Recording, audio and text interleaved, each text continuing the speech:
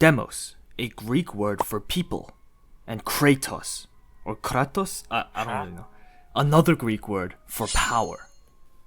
Together, it literally means people power, and forms the origin for the word we're exploring today, which is democracy. Now let's say that this form of government exists in a village called the Snow Village. We're gonna give the other village a little rest for today. So instead, let's travel into the bitter cold to understand democracy through Minecraft. I hope you enjoy. Ooh, so cold out here. Okay. So first, what is democracy? It's a system of government where the power resides in the people, either directly or indirectly, to decide what happens in the state. So for the Snow Village, the villagers would be the ones to decide. But how do they exactly exercise this power? Well, this can come in two different systems. The first one is direct democracy, where decisions are made by direct election from everyone in the Snow Village. This was the primary way that was utilized by ancient Greece, and it meant that everybody eligible participated in a majority vote and voiced their opinions on most of the matters. However, direct democracy was only really practical when the voter population was small, like in ancient Greece.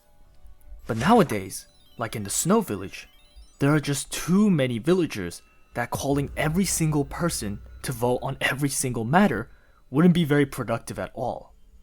So most government systems nowadays utilize an indirect democracy, also known as a representative democracy. The Snow Villagers don't vote on the laws directly, and instead vote for a representative, like this very fashionable duck here. This guy will vote on the villagers' behalf. This means that for the Snow Villagers, it's a matter of looking at which candidate most aligns with their values, and voting for that guy to represent them. Now the representative will usually cover a piece of area within the Snow Village. And so if you were to look at a map of the Snow Village based on these areas, it would look something like this. So depending on where you live, you would be voting on a different catalog of potential candidates. But once your area decides on a representative, in this case our duck here, he will go out and vote on policies along with all the other representatives from the other areas.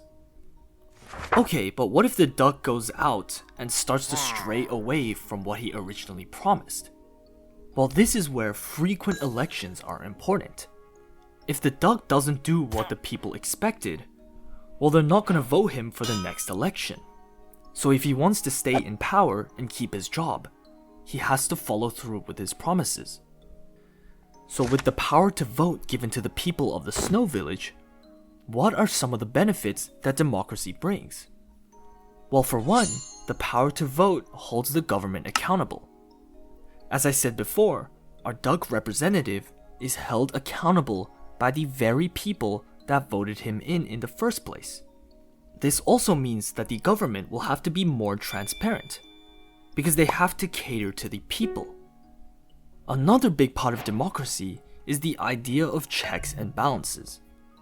Democracy separates the power of the government into different branches, with each one having the ability to limit the other in some way, ensuring that the government stays stable. However, democracy also has its problems, one of which is the suppression of the minority. Say that some people who used to live in the Leaf Village now live in the Snow Village.